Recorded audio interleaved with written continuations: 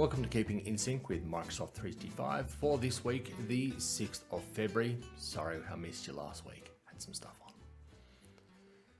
As a reminder with every week, dates change and a lot more settings these days are coming out with administrative controls. So make sure to give your IT team a bit of a prod from time to time as they may miss some of these. No offense to them, but there's a lot to keep up with, quite a fire hose. Now, starting off with OneDrive, Microsoft has actually refreshed the OneDrive web landing experience to help you get to the files you're working on quickly and easily. Now, this new view actually shows all of the files that you've used, ordered by when you last opened them.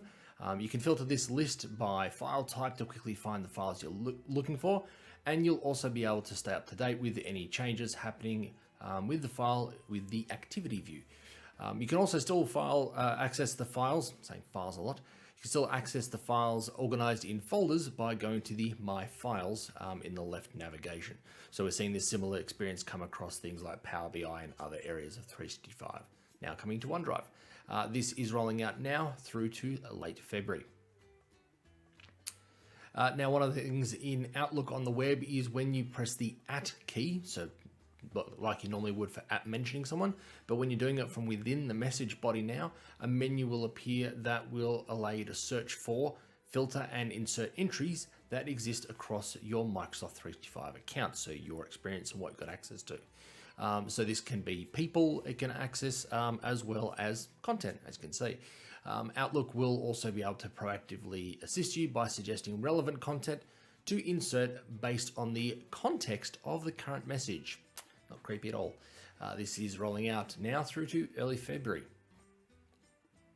Now, when composing a one-to-one message in Teams chat when it's after hours, you'll actually see a scheduled send suggestion that enables postponing the message delivery until the start of the chat recipient's working hours.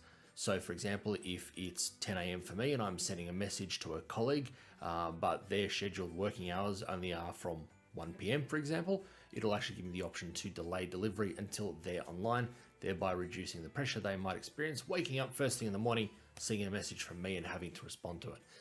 Now, this particular feature will be on by default. However, you can actually turn them off.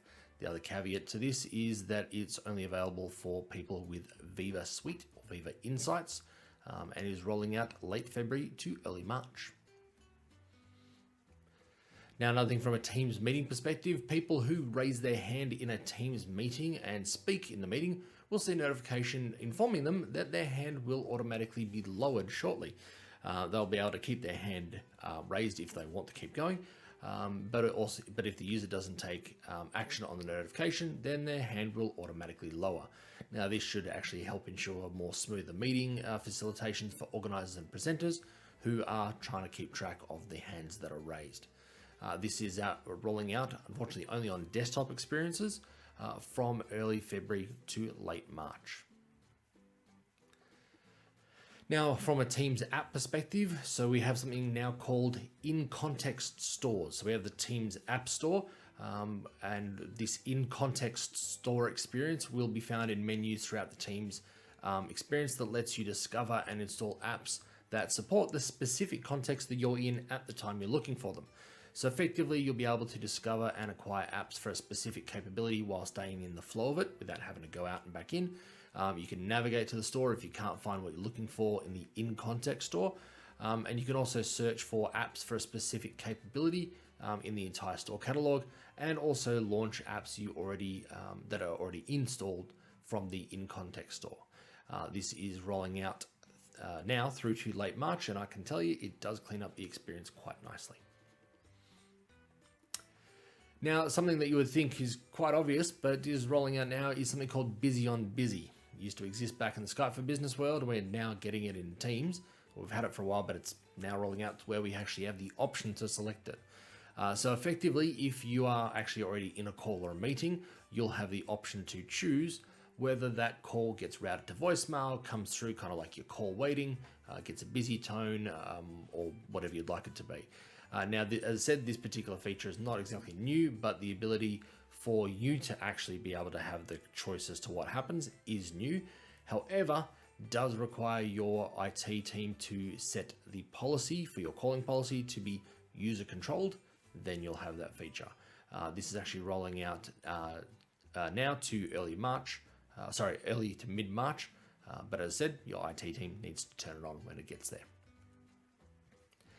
Now, Meeting Recap is a new feature in Outlook on the web that allows meeting participants to quickly access meeting content such as the meeting recording easily from the calendar event.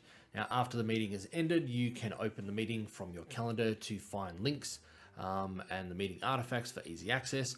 However, the feature only supports meetings scheduled using Microsoft Teams, with a few limitations.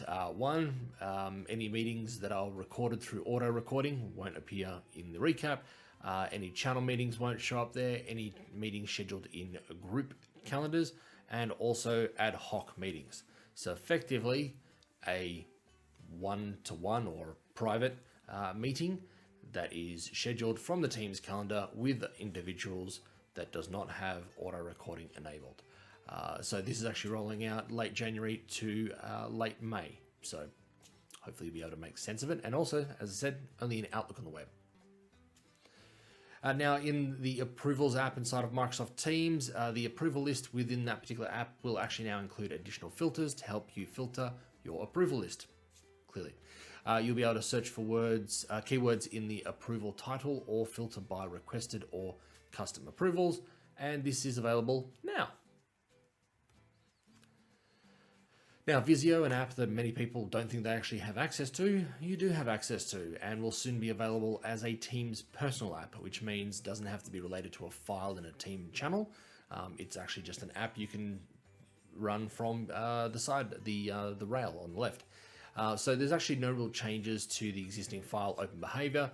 However, the new abilities that you will have through this Visio personal app is effectively user experience improvements and the Office ribbon, as well as the decluttered experience to open the app that is becoming more consistent with Office for the web. This is rolling out now through to mid-April. Now, in some updates that are coming soon is using the Praise feature will actually now be highlighted on a user's profile card in both Teams and Outlook. There are settings that for users that are available to. There are settings available for users that will prevent praise highlights from being visible on your profile card if you don't want to show that you get a lot of praise or that you don't get much at all.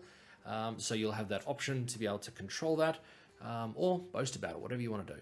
Rolling out early to late February. Something not Teams related for a moment is Yammer / Viva Engage. Microsoft will be adding a View All tab in the navigation bar on the mobile app, which will actually open to a larger menu and give you a bunch of shortcuts to all the different areas. Bit of an easier way to navigate. Also, the profile icon in the top left will now only be a shortcut to your user profile. This is rolling out now on iOS and Android from now to early February. And in lastly, other news, but still Viva, is projects in Viva Goals is changing to be initiatives. And this is to align deeper with OKR methodology.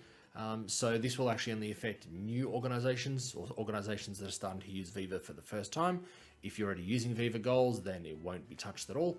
But there is actually a behind the scenes new setting that will allow admins to change it to whatever terminology you want it to be. So you don't have to use, projects or initiatives. You can call them Lorien wins. I don't know. This is rolling out mid to late February. And that's it for keeping in sync with Microsoft 365 this week. Apologies again for last week and therefore this being a longer episode. We'll be back to regular programming next week. Might have been clean shaved then.